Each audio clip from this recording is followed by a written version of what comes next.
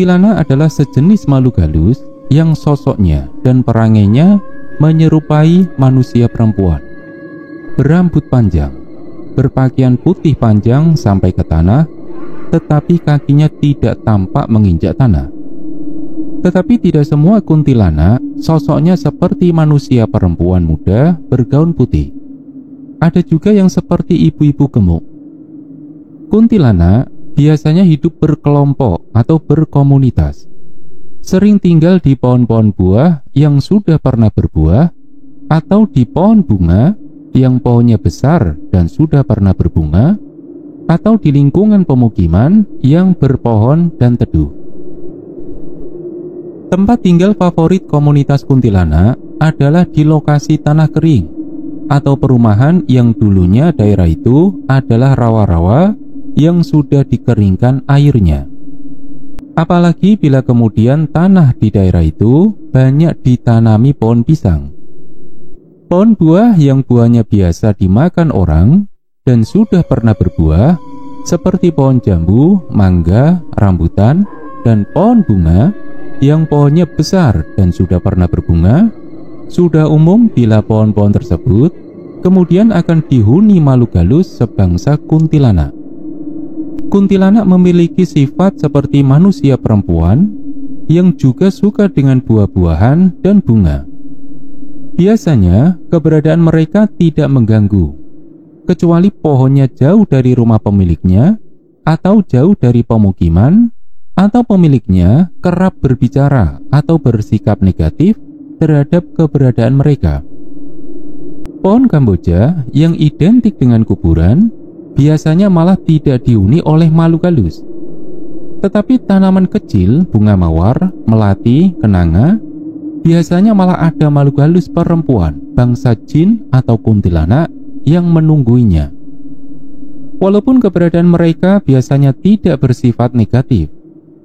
Apalagi pohon kembang kandil yang pohonnya besar.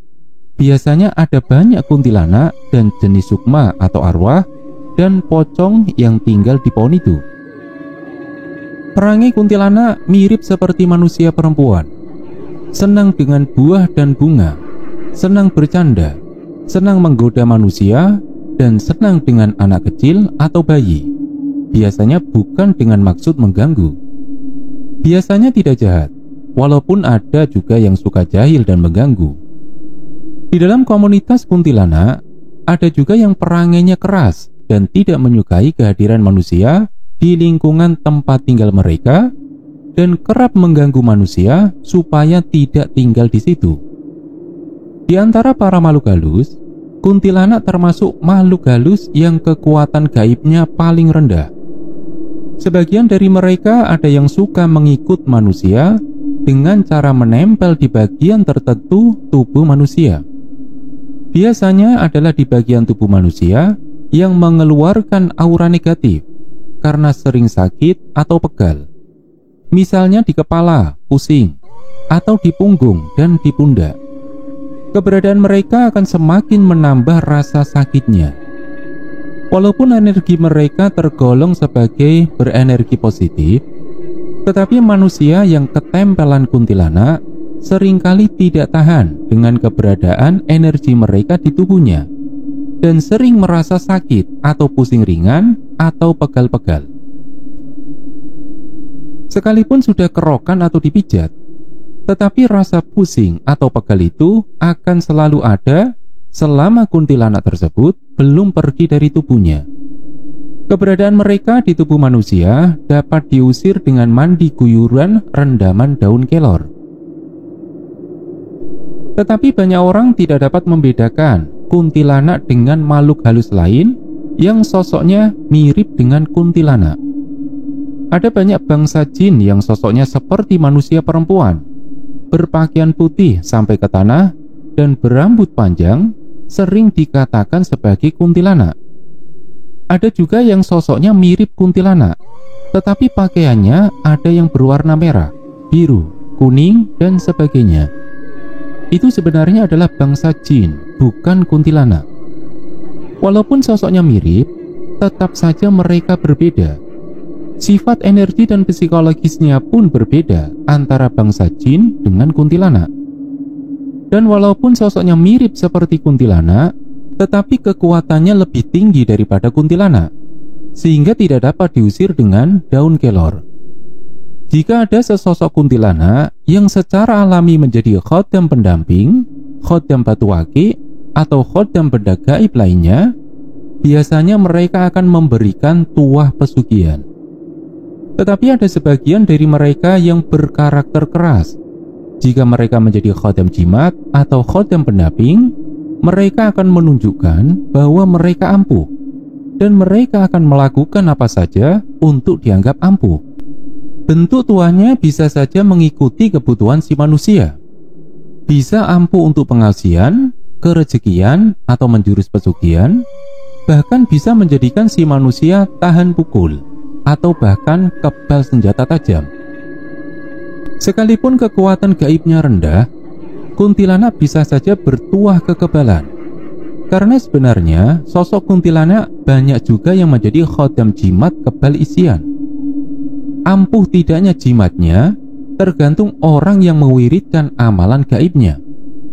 Tapi mereka akan pergi jika orangnya dan jimatnya mendekat kepada daun kelor atau bambu kuning, dan jimatnya itu akan luntur kegaibannya. Jika ada sesosok kuntilanak yang menjadi khodam pendamping, mereka lebih suka mengikut kepada manusia laki-laki. Jika menjadi khodam batu akik atau khodam jimat lainnya, mereka lebih suka jika bendanya dimiliki oleh manusia laki-laki. Kepada laki-laki pemilik bendanya itu, biasanya si khodam kuntilanak akan sering memberikan mimpi bercinta.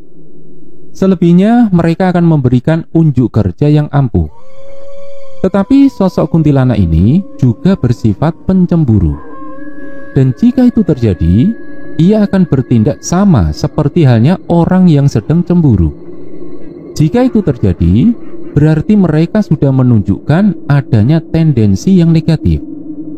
Jika Anda memiliki benda yang berkhodam kuntilanak atau memiliki khodam pendamping kuntilanak, jika Anda merasa cocok, boleh saja dipelihara. Tapi sebaiknya Anda harus bisa kontrol diri. Karena kalau lemah, secara psikologis Anda akan dikuasainya. Jika selama memilikinya, sebaiknya Anda harus selalu bisa kontrol diri. Dalam kondisi alamiah, dan jika khodam kuntilanak itu bersikap netral, mereka tidak akan terpengaruh oleh minyak jakfaron merah. Tetapi jika mereka bertendensi negatif, seperti dijelaskan di atas, sehingga mereka mengeluarkan energi yang negatif, maka mereka akan menjadi terpengaruh oleh minyak jakfaron.